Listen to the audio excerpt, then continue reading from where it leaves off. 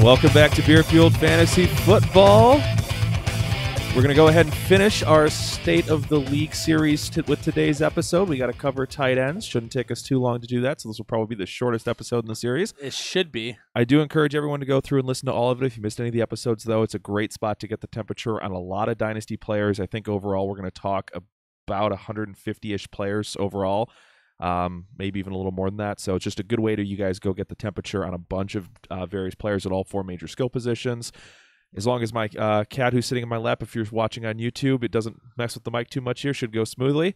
I'm at Nick Sparts. I've got Dan Third to my right. At 30 BFF, laptop list because he forgot it at the other house. So he's rocking the phone, and we've got Christopher Hopper down in St. Louis. His floating head is to my left. Note list because I was watching rookies all day and this snuck up on me. So we'll be winging it. I do have a public service announcement though. What's your PSA? Fuck PETA for taking around the GOAT Steve Irwin. Yes. that was there as far as the ethical treatment goes or ethical organizations goes. They are the DK Metcalf tape of charitable organizations. Just there it is. They are the Riley Ridley advanced metrics. Haven't gotten that far. Well, if you haven't seen it yet, Player Profiler has dropped all their rookie pages on there, so you can see breakout age, dominator rating, college target share, yak, and all that good stuff for all those rookies coming in. And there's some interesting ones on there already. I will probably be taking that into account with my rankings as I do my post-combine fill-in. Speaking of which, Combine is next week, so that will be what we're talking about next week's episode, and then we go ahead and start jumping into free agency. So that's what you guys have to look forward to after this episode here. That's where we're at. It feels so early for the Combine. It's like, holy shit, it's already here? All right. Yep. Skill positions will be done on Saturday for those looking to watch. Running back goes Friday, and then wide receiver, quarterback, tight end on Saturday. Ooh. So, yep. We'll start getting bench presses in Thursday, and all the running stuff will happen on Friday and Saturday. Dope. Yep. Just a reminder, we're Beer Fueled FF on Twitter, Instagram, and Untapped. Please shoot us a follow there if you can. We appreciate the support. Beer Fueled Fantasy Football if you want to get the YouTube version of the podcast. Also where you can find us on Facebook. If you want to assist the show in any way, some things you can do, like and comment on our YouTube videos, subscribe, also helps us there. Go ahead and drop reviews on iTunes, or you can hit us up at BeerFueledFF on Twitter or BeerFueledFantasy@gmail.com if you're interested in either sending us some beer to review, sending us some. Wait, by the way, did we get some of that beer in? Yep. So Ryan, a friend of ours of the show, that we have a Dynasty League, and sent myself with 3 beers that we'll be having next week in studio with when Hopper will be here. Fantastic. Look forward to that. So if you want to get beer on the show, hit us up and we'll let you know how to make that happen. We can also have a Patreon if you want to help support the show financially, help cover our costs for hosting the podcast and equipment. Lastly, we do have merchandise available for you guys. Hit us up if you're interested at all. Before we get to all the news and the tight end position, let's let you know what is fueling us today, though it is a split decision episode. Beer Fuel.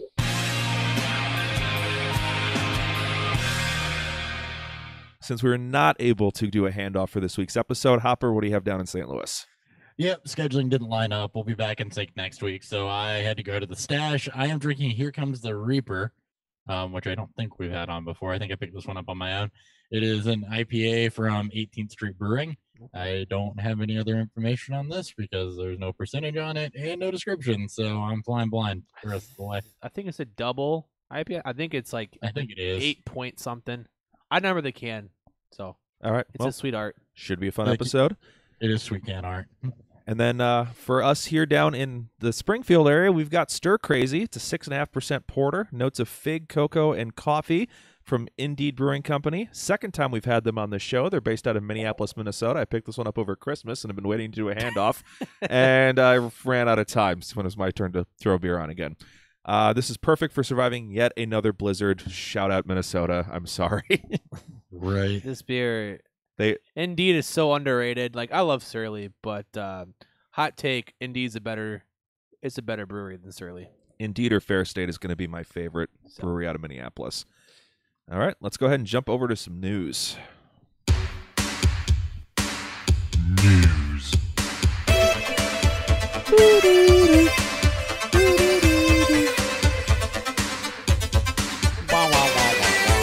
And off to an early start for the Golden Handcuff Awards is Patriots owner Robert Kraft, charged with a misdemeanor solicitation of a prostitute in Jupiter, Florida. He's got a 7th ring. Yeah.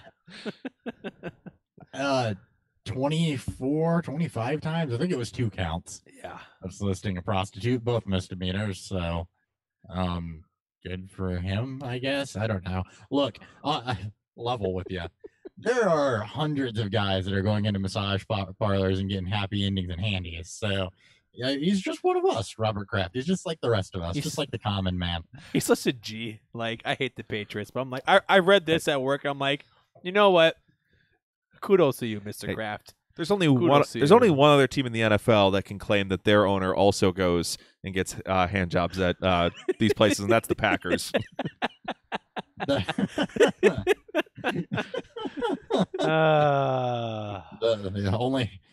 only ones that can claim it. Yes. I'm sure a lot of them do. So yeah, this is interesting. Apparently, there's more to come, is what is said. Apparently, this got He's not leaked. even the hottest name on the list, apparently, based on Adam Scheffner. This is not the biggest name on their list. Struggle with this name. I know, Scheffner. I cannot wait to see who else is on this list. Same here. Yeah, apparently they were staking this out for like 8 months or something. So this will be entertaining. I don't know if it's necessarily football related, but apparently there is a bigger name to come. I hope it's Tom Brady. Oh, that would be beautiful. Moving on to on-field related news, Jaguars are expected to release Carlos Hyde this offseason. They desperately need the cap space. Yeah, they do. And Carlos Hyde desperately needs to go someplace where he might potentially have an opportunity. I guess maybe. I don't know. At He this may be point, dead. who knows? He'll end up somewhere that's terrible. So Oakland. He's the whatever next on that 1 age year. for them now. He's 28, I think. yeah, I was gonna He's the say next 1 year flash in the pan starting running back for the Baltimore Ravens. I was gonna say if they don't great bring stuff. Frank Gore back, could go to Miami and just kill all the Kenyon Drake dreams. Maybe the new Frank Gore. Ugh. I don't want to talk about that. All right, a guy that we kind of rumored all off season and all in season about where is he going to sign. Orleans Darkwa apparently suffered a torn Achilles in October that he's been rehabbing from. He's done. Well, that's probably why he didn't get signed during the season. If I had to take a wild guess, Probably. That wouldn't help. that would not help. So I thought he was relatively productive actually in a Giants offense that was not. So I found it kind of surprising that he didn't at least get a shot, especially with some of the injuries that happened and the power running teams, Jacksonville specifically. So this makes a lot more sense. Yeah, I was amazed he never even got a training camp invite. Yeah, I was too. Miami Herald reports Bengals running back Mark Walton was arrested for marijuana possession in January, and this is following up a previous domestic disturbance arrest. Not the devil's lettuce. Jesus. Yeah, he's had a Mark, bad please don't- offseason. Please don't smoke that. That's horrible. Just terrible. Nobody in the NFL smokes. Yeah. Nobody in sports or in popular media would ever do Or that. wherever. I know you guys love to downplay this always, but this means he's probably looking at a suspension, and back-to-back incidents is not good. Well, we downplay it because it's dumb. And the way the NFL yes. drug test is there's one in the offseason that you test for. You pass it, you're good. You don't get tested for the rest of the season unless you're in the substance abuse program. Which he now will be because he got popped here. Yep, he will be. So while the NFL implications of it are relatively serious, one, it's Mark Walton, and two, it's marijuana. They're just behind the times. So they're gonna have no Mark Yeah, Walton potentially. Possibly no Gio. No Gio possibly. There's some running backs here that could be paired up pretty well with Joe Mixon if they decide to draft some another guys one. in the draft too. All right. It took the return of his former coach to the Buccaneers, but now they bring in running back Andre Ellington. Charles Sims? Probably gone. That's what I'm saying. That's the joke. He's the new. He's the new Charles Sims. Yeah, and not the answer. I don't know it's what. not. Bucks running back situation is going to be fun to watch throughout the offseason because Andre Ellington ain't it, Chief. Yeah, I would be amazed if what they have there He might not currently make is the their team. final answer. Yeah, he probably won't make the team. They'll be drafting and bringing somebody in. All right. This guy was a real hot name for a while before he managed to smoke his way out of the league, and that was free right. agent running back Carlos Williams has been I reinstated. forgot about this guy. Well, he's back. Yay. See So where he he's going to lands. go vulture more touchdowns from people? Probably. Probably. Who do you play on? Was he the Bills? Bills. He used to vulture Bills. touchdowns from McCoy. So that's been everyone. They've all done it. And they were somehow all fantasy relevant during those stretches, too. Which is And weird. then they get cut by the Bills, and then they do nothing. Right. All right. In some good news, Cowboys decline wide receiver Terrence Williams' option for year 2019. Thank fucking God. Leave. It's about 3 years too late. No, where is he gonna go? I don't care. Nowhere. Hey, Nowhere. no one cares. He's I'm going to the AA. I'm just happy he's or gone. Going to the AAF. He's going to AAF. Antonio Callaway had his minor marijuana charge dismissed. Well, that's one Good. good thing for him. Finally, Now some good stay- news. Yeah. Now stay clean, idiot. Hey, don't be the new Josh Gordon. All right. He actually flashed. Too talented for that. Yep. On to some tight end news where the Cardinals continue to sign washed-up tight ends. They bring in Charles Clay of the Bills to a one-year, $3.25 million contract. Why? What a messy tight end situation. Yes, they still have Gresham. They have RSJ. I don't know why they brought in Charles Clay. We'll have to look at their contact or their Maybe they have an contract out. situation. If they have an out on Gresham. Unlike Gresham, Yeah. the big. Draft somebody, cut everybody. This is a good tight end class too. You can get some names I've mid watched, Oh rounds. Yeah, and they I've got watched the 4 tight ends 101 and all 201. 4 tight ends. Yeah, I've watched 4 tight ends, and all 4 tight ends are very, very NFL starter viable. Oh my God.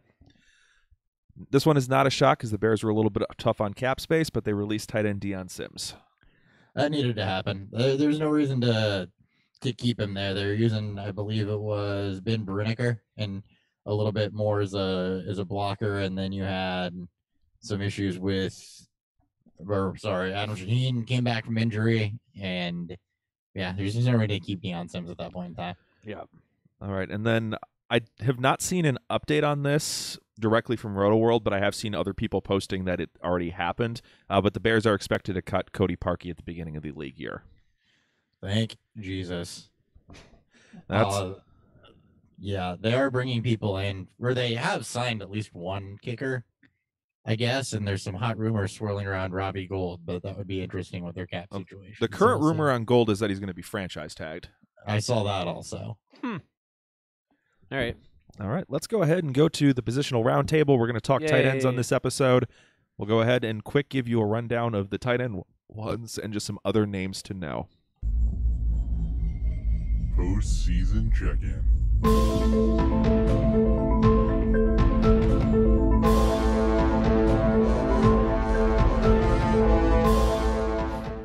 Oh, I just realized before we get on our production meeting, we're going to need a drop for next week.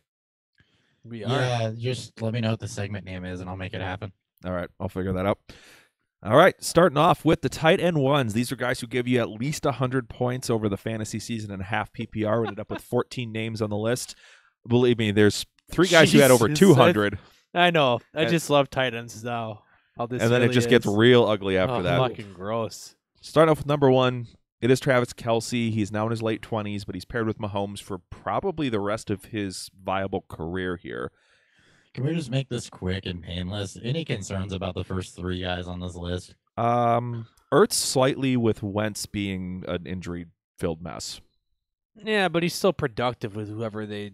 I mean, it's still a tight end run offense. You Kelsey, got- there's you- no concern, as Nick said, he's paired with the best young quarterback in the league and an offense that should be again top 3 this year. So And Dallas Goedert, I don't think gets more than the Trey Burton role, so I think you're okay with Ertz. if you want to get concerning, I think the outs on Ertz is 2020. I think I don't have my laptop on me to check it, but I think That that's sounds Yeah, right. out.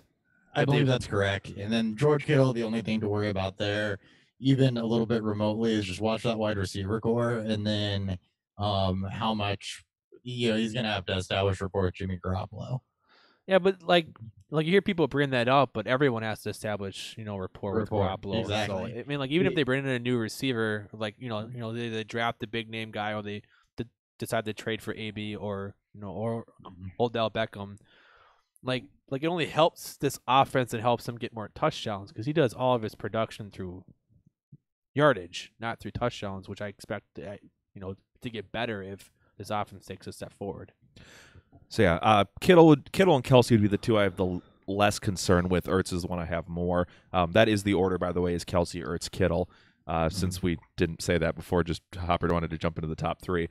Makes I just felt like it was prudent to talk about all 3 of them at the same it's- time. it's they're smart. easily the top tier. But yeah, Ertz, he has okay out of his contract after 2019. He has a really, really, really tasty out after 2020, where they'd be saving over $8 million a year. And their cap Eagles- space is not going to get much better, I don't think. That's either. what I was saying. The Eagles are in cap purgatory, so he could be a casualty, especially if they let Goddard. And if at some point here they got to give Wentz his extension, so Yep. Yep. Ertz probably is a cap casualty a year or so out. That or a restructure, I think. Yeah. I can see that. All right, so those are the top three guys. It sounds like probably Kelsey, Kittle are the top two right now if you were looking at dynasty assets. I think Yeah. most dynasty startups have them. Obviously, Kelsey is up there up top. I think Kittle is also a second round. and So then they're Ertz is both probably a third-ish. third-ish, yeah. And this is gonna sound crazy, but I think I'd just age-wise, I'd lean Kittle a bit. I'd take Kittle over Ertz. I would take Kittle. I would. And then going to number 4, Eric Ebron, who had a bounce-back season here. He was the primary touchdown weapon for the Colts. Any chance that he repeats this here in 2019, or are we there's just no way that touchdown rate continues? I'm on the no side that there's no way that continues. Part of that was you had the absence of Jack Doyle. The Colts are definitely going to do something else at wide receiver. I don't think that they just stand pat with T.Y. Hilton and then Robin Hood's gang of merry gentlemen or whatever it was behind him. So I don't know that Eric Ebron reproduces the touchdown numbers to keep him here. That's not to say he doesn't have a role. That's not to say he's probably not a viable streaming option or even isn't fantasy relevant, but I don't think you're going to see him pop up to top 4 with that touchdown production again. Yeah, like if you want to sell him off as a top 4 tight end asset, then I'd say do it. I completely agree with Hopper here. Jack Doyle coming back is going to hurt. His outside the 20 game. I fully expect him to draft, bring somebody in to help, fit the vertical role and then the red zone role that could compete with his touchdown production. So I do expect a little more between the 20s work next year, though, just because he was so effective on the field. So I don't think he's going to lose his job completely, but he'll probably won't lose his job. He'll be more of a back end tight end one than a. He's high gonna tight go end back one. to being He's not gonna touchdown lose his dependent. job. He's going to be a week-to-week stream, and then Yeah. obviously dependent on the health of Doyle, that could go up or down. And as we see the usage happen, but going into the season, he's in that back-end tight end 1 or 13 and 14 range. Yeah, I think he's probably more in the 6 to 8 touchdown next year as opposed to 12. Probably. That sounds Probably. That That's sounds fair. good. Yeah. All right, number 5, the last man standing in Oakland, Jared Cook. And they want to bring him back.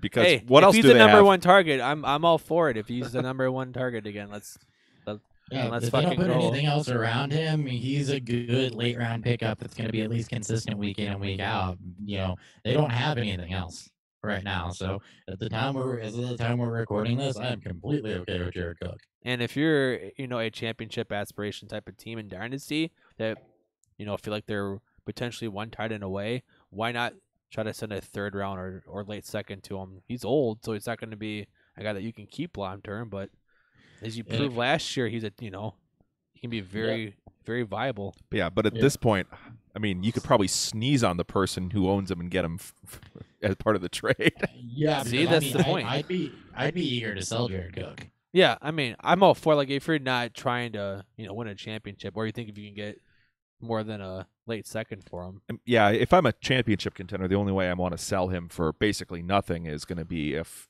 I have 2 other guys that I really like at tight end. Yeah, if you have Right. George Kittle or Hunter Henry, Yeah, If you're a contender. if you're a contender. but yeah, if you're Otherwise- rebuilding, I would sell him for whatever Oh, you can yeah. get. Well, Even if most you're def. a French contender, sell the hell out of him. Yeah, I agree. Number 6, Austin Hooper. A breakout? It was a solid year. It was an ugly year for tight ends, but he broke out ish. I mean, in a normal year, he's probably closer to about 10, but it was solid. Hey, It was solid. You've been waiting for the Hooper breakout for a while now. I think he's still young, 27, 28 maybe. It's his 3rd year in the league. I hope he's not that old. Oh, he's well, a tight end. I wouldn't Let be me look surprised. that up because I think he was older when he came in. Hold on. He is 24. 24. Okay. I was Younger. close. I was only a couple of years off. That's what I get for guessing. Yeah, I think it was good. It just depends on Calvin Ridley what they do with Mohamed Sanu, but he will be a streamer next year. I don't know that I'm running out to buy him in Dynasty, but he's not a bad piece to have sitting in your back pocket. by any means as like a throw-in inclusion or something along those lines. Yeah, especially if you need some maybe some backups. It's not a bad throw-in piece.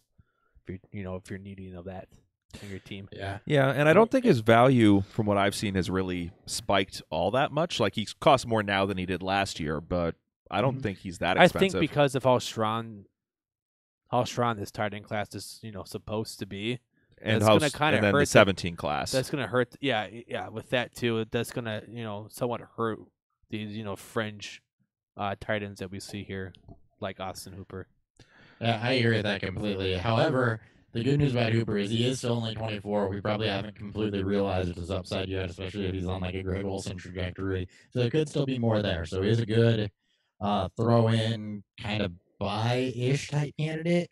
I mean, just because he's cheap and young. Yeah, I still got to go back and see what Dirk Cutter's done with their tight ends, and if they do get rid of Sanu, or what the new pecking order is going to look like. I mean, Cutter had solid years out of Brayton and then Howard, so Well, yeah, and then going back to his days with the land, I'm pretty sure that was still when they had Tony Gonzalez too. So yeah, he he uses them. seems to be pretty good with tight ends, so I'm not too worried about that. And for the price, he's probably one of the more guys I'm interested in buying because he's going to be way cheaper than guys like Njoku, Howard, Ingram, those types. Guys that haven't been in the league for 3 years, basically. Yep. All right. This has to be the ugliest number 7 finish ever, and I'm pretty sure it was mostly off of just one game, but Kyle Rudolph comes in at 7th. he's It not is going to be. ugly. I don't know if it gets better. It won't. So I think he's the cap casualty for Minnesota. It was a big hot topic going into last year. The fact that they need money. I think they're still bottom 3 in cap space. They're definitely bottom 5. I'm not sure if they're 3-5. They're bottom of the barrel. I think they're just hovering over this the average line or whatever for them. So it's he may be a cap casualty. I don't particularly love his role in this offense as is, and depending on where he lands, fantasy tight end 1 streaming years could be done for him. yeah, I think the mistake that a lot of us made was what Kirk Cousins have done with the tight end, and not what the schemes did with the tight end, and the type of offense Zimmer wants to have in place, and that is not conducive to Kyle Rudolph being productive, especially with Daquan Thielen there. Yeah, it's also just showing how much of a better receiver Jordan Reed was than anybody else on the field versus having 2 top 15 receivers. Yeah. Right. All right. So, yeah, Kyle Rudolph is a definite sell if you can get any taste on him because I don't think he lasts. You may have to wait to see if he changes teams and maybe lands at a team that can, maybe give him some upside. Then you move him. All right, number 8, Trey Burton, who had kind of a up and down 8th? year. He was 8th. Fuck, Yeah. that's bad. Yeah. Yeah, it is bad. It doesn't get much better after this either. No. Here's the thing about Trey Burton. First off, I was right. Yes. Second off, I'm still going to be right. Look, as much as Nagy's offense uses a tight end, there's a reason Trey Burton was stuck behind Zach Ertz, and that's because he's not Zach Ertz. He's not Travis Kelce. He's solid, not fantastic, and you're going to continue to get that out of him. He's a streamer. They don't do anything else. He's a streamer. Adam Shaheen, I think you see more. If Adam Shaheen can stay healthy, I know I've been preaching this for 2 years. You guys are probably getting sick of hearing it. But if Adam Shaheen can stay healthy, he's going to be just annoying enough in the red zone and just annoying enough as a receiver, despite his blocking ability and everything, to keep Trey Burton just kind of in that streaming area. You got Anthony Miller expected to emerge, Allen Robinson in his 2nd year, and they may still yet do something on the wide receiver side, make Taylor Gabriel a cap casualty. Yeah, so I think Burton's probably going to be stuck in tight end purgatory in that kind of 12-ish range forever. Just makes no sense because of all the money they spent on him, and you got nothing. I mean, productive for 3 games this year? It was a bit more than that, but not by much. Yeah, it was a lot of touchdown dependent production. We call that a mistake. Yeah, but we'll see. And he's not a great blocker. He's never he's just a big body He's receiver. He's a move tight end, Yeah. and there's just things that didn't fall into place. He could have a more consistent season next year, though. Year 2 in the offense, with Trubisky, et cetera, et cetera. So, I mean, just keep an eye. But the hype is definitely not going to be there. And if you have him, I wouldn't recommend sell, because you may yet have a better chance to do that in season. But I'm definitely not running out to buy either. He's old. Yeah, I have zero interest in buying him, and anywhere I own him, I'm looking to I'm just waiting Wait. to see some sort of hype on him, and then you move him. Yeah, if there's any hype, I'm happy to cash out on him. Yep. Number Agree on 9, that. David Njoku had a solid second season after a pretty solid rookie season. I like the trajectory. He's only 21 years old right now, I believe.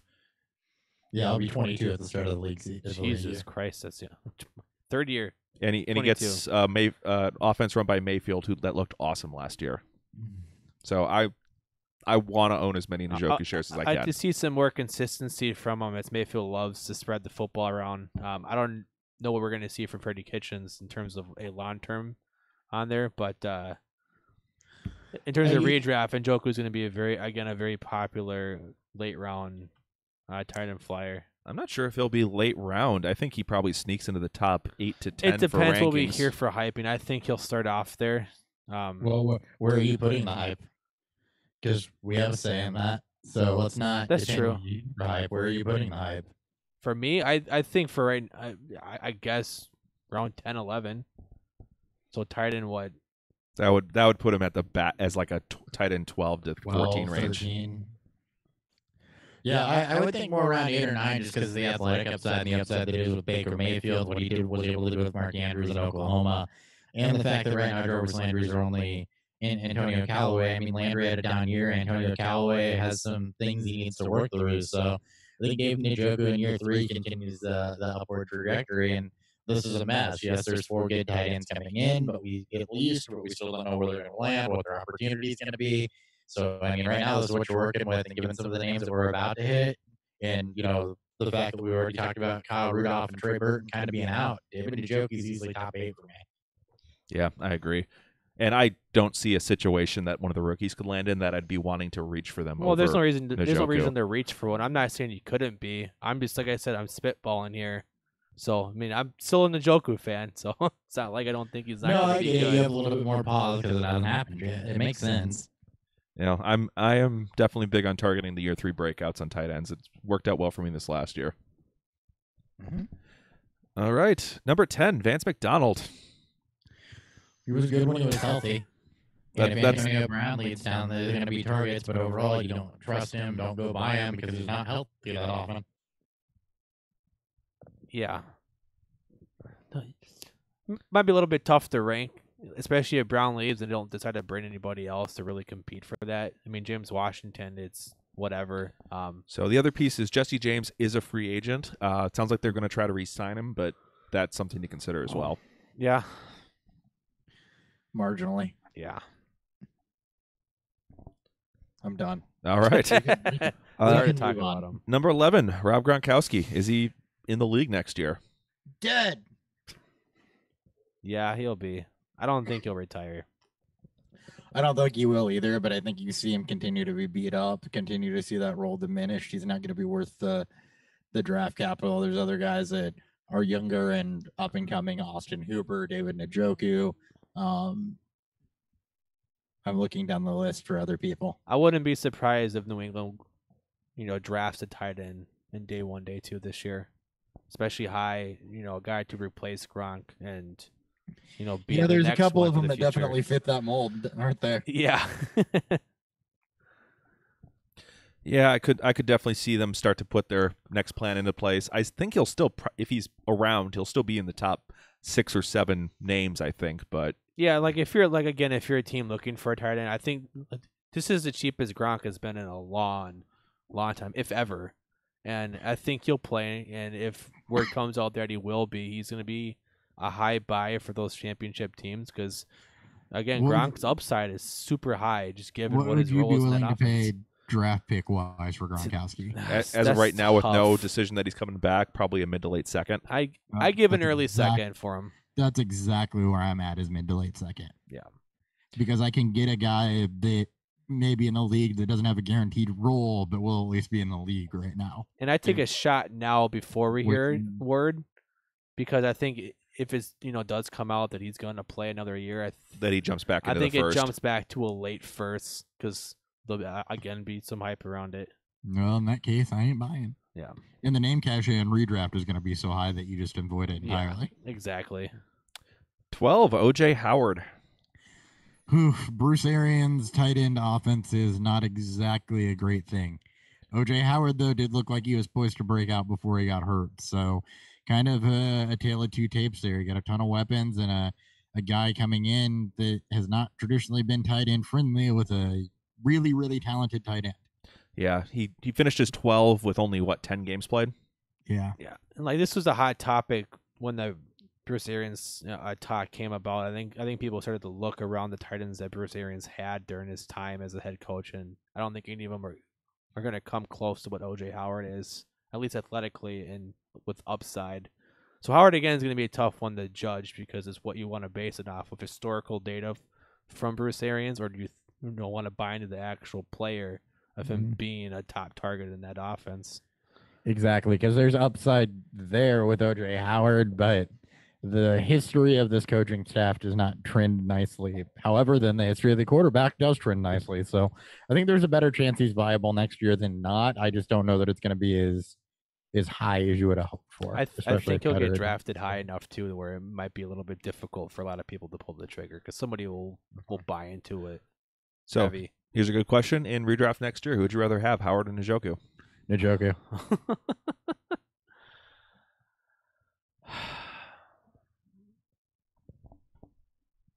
It's tough.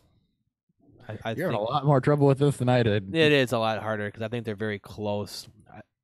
I go with Howard because I still love his upside more. Nick, where are you at? I would lean Howard.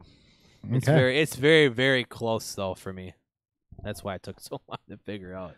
All right. Number 13 is Jimmy Graham. Please retire. Please retire. All indications looks like he's not going to retire and he's going to stick with the Packers. Son of a bitch. That's So somebody that's still stuck with Jimmy Graham. you want him to retire. Yeah, I want him to retire. Want him to retire so I can cut him, Go Or back to New Orleans. sell him for peanuts or something. I don't know. I want him gone. Go back to New Orleans. I'm tired of Jimmy Graham hype. I'm tired of trusting Jimmy Graham. It's been 2 lackluster seasons in a row. Just go away. Yeah. He wasn't lackluster in 17. He killed you in the playoffs, but he wasn't lackluster. He was touchdown dependent that really bit him in his ass. Or That bit owners that in the right ass. there. So I do not like touchdown dependency. You guys know that about me. But yeah, he's probably going to be back. I expect they add something to the wide receiver spot, and then the hype shouldn't be there next year. So he's probably going to be cheaper. This year he's going as a top 5-ish pick in redraft. as someone who bought into him harder than I definitely should have, yes, he was. But he'll be drafted based on name cachet, just like Gronk. He's just a lesser version of where Gronk's going to be. He'll be drafted because of the name, the offense, and who he's tagged with. And I don't want to draft him. I'm going to have him pretty much buried in my rankings. I will Yeah, say that right speaking now, of people I would trade for a mid-second. Yeah. I don't know that you can get one. I don't either. All right, and last name before I hit the beer review, Evan Ingram. Oof. Interesting. Yes. It depends on what happens with Odell, I guess. There's a lot of rumors there, but at the same time, Evan Ingram's been solid. He's given you some flashes. He's also dealt with injuries and given you some complete duds. I don't know how much I like it as long as Eli Manning is quarterback. As far as year 3 breakouts go, I'm not in love with it. It could happen, but feel less confident about him than I do Howard and Njoku. I like him a lot more if they get rid of Odell. We got to see a little bit of a glimpse of what the life could be with Barkley and Ingram. A lot of short PPR love here, like another Jack Doyle-ish type of, role. I wouldn't mind buying him because I still believe in the talent. I can't expect much where the Giants are at now. So what you're hoping for is, things come together hopefully within a year or two, and you got him for cheap. Exactly. Or and you if he wait. does have another lackluster year starts out, you can go buy. Yeah. So that too. So his targets obviously were way, way down in 2018, which is something we all predicted. Yeah. Yeah. There was a couple good things we saw, though. One, his yards per reception jumped by 1.5 yards, As it should. and his catch rate jumped by 15%. That was probably That's the good. biggest one, and I think that goes hand in hand with not being a main target guy with all the wide receiver injuries, not seeing the type of coverage where he was the only guy that was really there when Shepard and Beckham were hurt. But yeah, those are two positive developments here. The big thing I want to see from him in year 3 is I want to see him get his targets up into the probably about 7 a game range. He was kind of in the 6 a game range this last year, and then get the touchdown rate up a little bit. And that's when he'd start being interesting. Targets be nice. It's the offense. As the overall offense gets better, because he's a streamer right now, but the offense is so bad that you can't expect him to get touchdowns, because even when they get down there, it's likely Barkley early. If Odell's gone, then obviously, again, I feel a lot better. But it's I don't know if the target's going to get higher. If you had a quarterback in an offense that was conducive to throwing him footballs, his upside is young Jimmy Graham. I mean, that's the way he's built. That's the type of player he is. Yeah. Yeah, I mean, if he was New Orleans tight end right now, people would have him in their top 3. Exactly. Any New Orleans tight end, please draft one early. Oh, Please. yep. Put Fant in that offense. Fant would be good. Irv Smith. Oh, Nah, I'm a little bit more tepid there. well, I mean, anyone massively athletic. Beer review.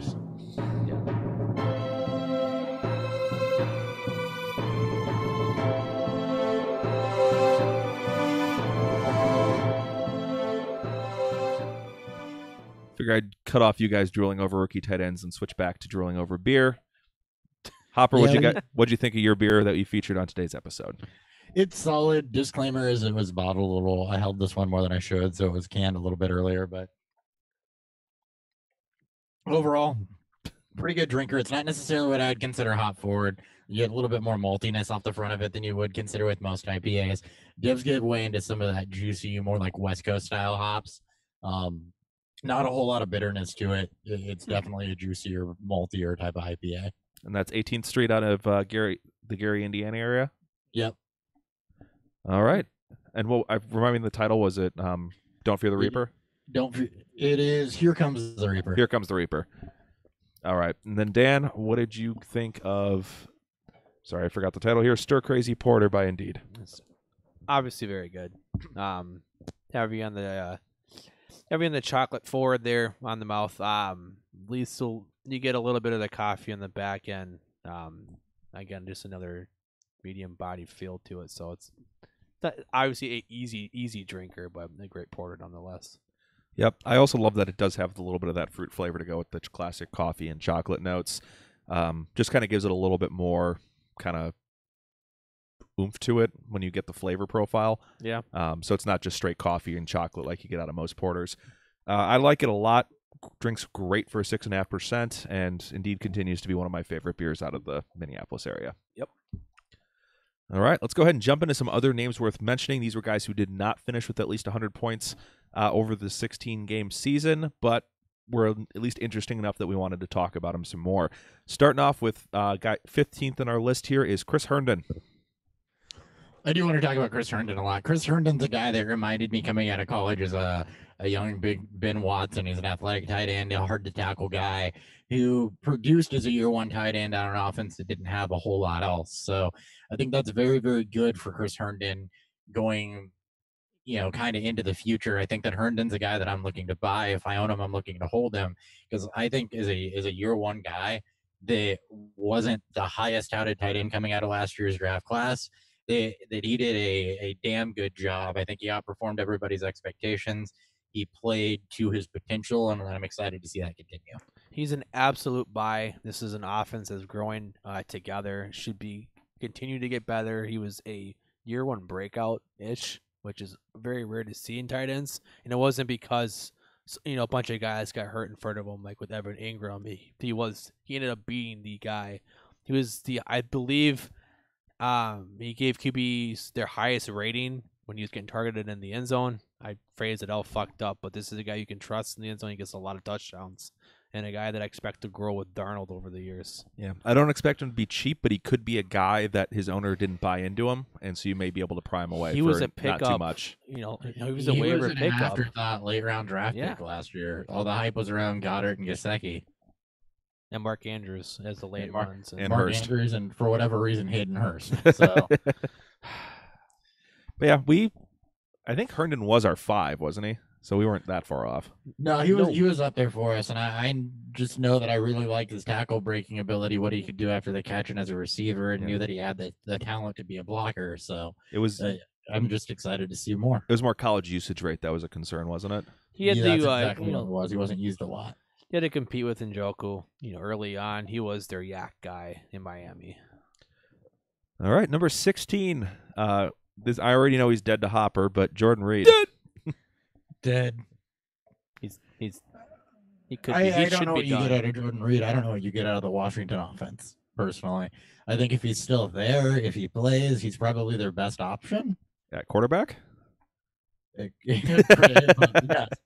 Quarterback, wide receiver, running back, all of it. I think not Trey- running back, guys. I think Trey Quinn would disagree.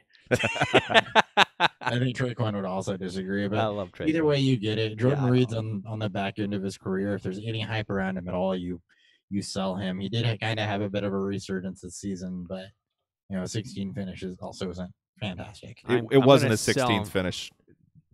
I'm selling for. I pulled anything some I other can names afford. out that were like, we don't need to talk about them. So it was further back. He was hurt for part of it, wasn't he? Yes, he was. Go figure. Yeah, foot issue was this year, which those can often be lingering over multiple seasons. I am done with Jordan Reed other than a healthy stream, personally. And even in Dynasty, I want to get out. I'll sell him if I can. If not, I'm just going to have to hold him until retirement, though. Yeah. I'll play him when he's healthy. I'll have another option when he's not. All right, number 17, Mark Andrews. There is a lot of hype on him right now. I think Nick Boyle and both Mac Williams are free agents. Yep. So Yep.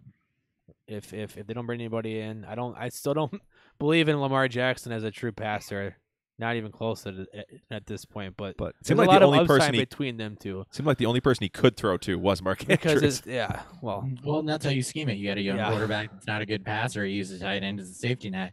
We said it last year. We said it in the draft. We yelled at the Hayden Hurst pick live on YouTube. Oh my which god, I was fucking hated really that.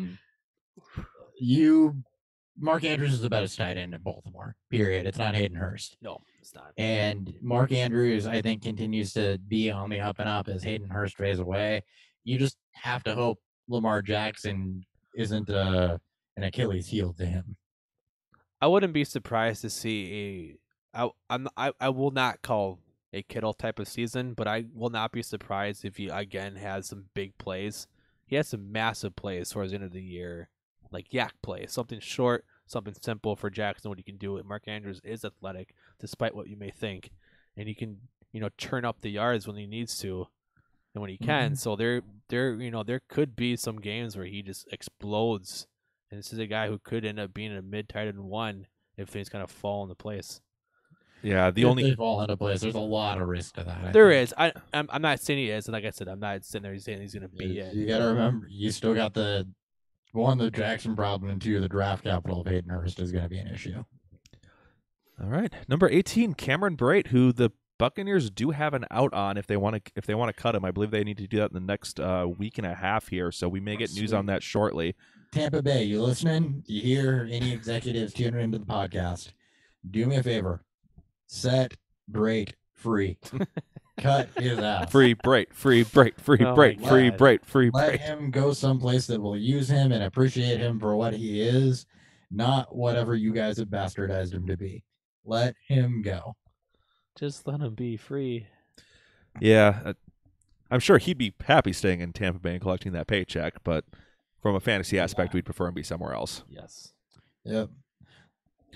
Number 19, Dallas Goedert. We've touched on him a little bit already, but we did see some nice flashes out of him in his rookie season, and he's going to keep lingering there behind Ertz as long as he's around. You have to hold him. You're not going to get the full value you should get from him as long as Ertz is around. And you don't want to sell him cheap now, because when they do take that out on Ertz, or Ertz isn't there, Ertz is hurt, Dallas Goedert's easily a tight end one. Oh yeah, he was my favorite tight end out of the last class. I thought he was easily the most talented. He flashed outside of Chris Herndon the most, and he was behind one of the top 3 tight ends in the league. So yeah, he's in a fantastic situation. And if Ertz gets hurt, which is bound to happen because he tends to be banged up a lot, especially late season, easy tight end one streaming option. I mean, he could be a guy you can just draft and hold because he had. It would have to be a pretty productive deep league weeks. for me to want to do that, but yes, I could see that. Yeah, if you have deep roster spots and you feel comfortable holding 2 tight ends. All maybe right. 3. Anything else on Goddard? No. All right, moving on to 20, Jesse James. I don't care. Nothing? Cricket. He's relatively consistent, I guess. If he lands in a nice spot, sure. But as of right now, if he's back in Pittsburgh, whatever, he's a pick him up and stream him on occasion, and that's about it. I think he's really good against the Browns. He is. Things I don't have strong opinions on. Yeah. Jesse James. Jesse James. No, sorry, Road Dog. 21, Gerald Everett. This could be something. He's highly athletic. I think he's a good fit for the offense if they ever decided to use him. I think Tyler Higbee has got him side saddled. I think Cooper Kupp coming back, as long as Cooks and Woods stay, has him side saddled just because there's so many targets that have to go around between other people. Yeah, I would love it to be a Terrible thing. situation. I just don't see a strong path to targets here. You need more injuries. We thought that maybe could have been a thing, but Josh Reynolds, again, a thorn in that side. He's still the 4, 5, 6, 7th option. Yeah, and they spent a second-round pick on him, and they're just not really using him. He's fantastic. I mean, when he gets the chance, but with Tyler Higbee there and with the other options that they have there, it's like Dan said, there's just not necessarily a clear path to targets for him. Yeah, it's too bad. In Dynasty, I may be trying to buy him if he doesn't do anything over the next couple years in hopes that he goes somewhere in free agency. He could be There are a could be couple the guys Greg we're going to Olsen mention guy. here in this back end that I think are buys. All right, number 22 is Greg Olsen, dealing with foot issues all season, decided he is going to come back here in 2019. Is he just going to be a shell of himself, or is there something that we're looking for here in 19, maybe as one last hurrah? He gave you a little glimpse of hope last year when he was healthier, when he was playing through injury. So I think that there could be a little something there. I also would implore you to, when the hype shows up, that there's something there to get out. Sell if you own him. If you're going to contend, keep him, because if it is there, then he's a guy that you want. But the end is nigh. Yeah, I just kind of want him to right after the sunset to give the next guy we're going to talk about. The next guy we're going to talk about, I want I'm him. excited to talk about. Yeah, I want him to get a chance more so. Well, same team. It is Ian Thomas. He's a guy we really like coming out of Indiana, and this is last year in the same levels that we like Chris Herndon. I thought the two were very, very close. His first stint with Olsen out, he didn't show it. His second stint, and he more than showed that he could be productive in this offense and a productive NFL tight end. You hold him until Greg Olsen retires, and then he's a great piece to build around if you're rebuilding. He's a great piece to go out and buy if you're rebuilding. He's a good one to have in your back pocket because as soon as Greg Olsen's gone, he's going to be viable. Yeah, I'm going out there and buying him now. I mean, your buy window, it's not the greatest as it was early on, but I believe in what I saw. He showed it in preseason 2 with the ones, and then when he got his opportunity, slow start, got it going. For a younger tight end, I want a part of that. Yep. In 3 of his last 4 games, he had either 77 yards or a touchdown. Take that for my tight end. I would take that all day to finish a season. Mm-hmm. But yeah, I like him a lot. Just probably no redraft value as long as Olsen's healthy. But I love him as a dynasty hold. Yeah. All right, 24. And I'm really hoping this team actually drafts a real tight end. But in case they don't, Blake Jarwin. I need them to draft a real tight end. I don't trust Blake Jarwin. Couldn't really distance himself from the mess that was there. Rico Gathers remains in the doghouse for whatever reason. So Jeff Swaim is just annoying. They Well, they need got somebody that Dalton can Schultz. distance it. He's a blocker. Dalton Schultz. He's a blocker. I know. Well, thankfully, this is a strong tight end class. Jarwin was decently productive, though, before he got hurt. So he's at least an interesting name. Tight end premium leagues, he'd be a player I'd be trying to grab for cheap as like a tight end 3. Yep. Yeah. Good piece to have until they decide to draft a real one. Yep. So this is one of the situations I'm looking at, along with places like Buffalo, where I'm like really wanted one of the premier tight ends to go there. Hey, this next place is somewhere I want a premier tight end to go. Talking about Arizona with Ricky Seals-Jones. Yeah, man, Charles Clay, by the way, not a premier tight end. So Yeah, this is the Island of Misfit Toys. It's it just is so there's bad there. Cliff Kingsbury can put together a bang-up offense. He needs the pieces, though, and it's going to be a work in progress with what they can do. And I think it starts is a landing spot for one of the more elite tight ends, especially with Arizona having higher picks throughout the draft. I think if they can land one of the again, I think it's 4. I don't know. I've only watched 4 guys, but they're all NFL viable, and if one of them can land there, I'm incredibly happy about it. Which basically means Ricky Seals-Jones is nothing. Yeah, he had so much hype coming into this year. I never I personally don't bought think into anyone it. on this. I don't think any of the 3 of us bought into it at all. But yeah, even my low expectations he managed to fall under. Well, their whole offense, like they made like what the 2 years ago Bengals look productive when they had Yeah, they the were lowest worse than run the 2017 Bengals. It was So awful. It's they can't get much And worse. somehow David Johnson was still a top 12 back. I think because of like 2 games. I mean, that also just him. It was all him. He's also very talented. All right, 26 and our second to last name on the list is Jonnu Smith. Oh, I love him. I love Johnny Smith. I would have liked to have seen more from him when what's his name went down, Delaney Walker. And you didn't really get it until later on in the season, but there are a lot of other problems with the offense that I don't think are an indictment on Johnny Smith. He's still a buy for me for whenever Delaney Walker is not there.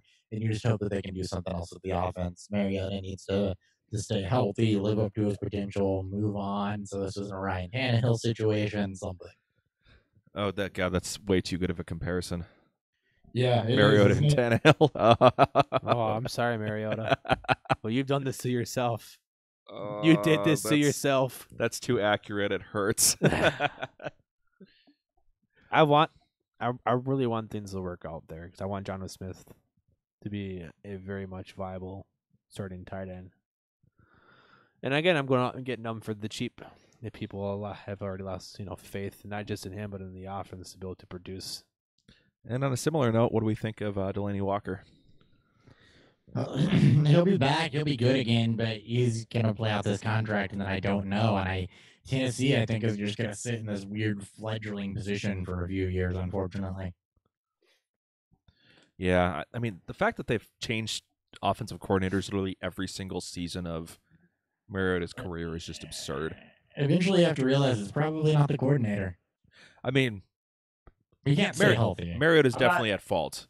Yeah, I'm not indicting Mariota's talent. It's his health more so than anything. It's health, and then just the changing of coordinators isn't helping. No. I don't understand that they think that could actually work, though. I mean, they're looking for a quick, easy fix. I mean, this is a talented roster. They did make the playoffs 2 years ago. It's a talented offensive roster, too, Yeah. aside from Derrick Henry, who I forever hate, unless it's the last 2 games of the season. But, they got some talent at the wide receiver positions. They've got talented tight ends. I think Deion Lewis and Derrick Henry both have potential as backs. Yeah, it could be a talented offense.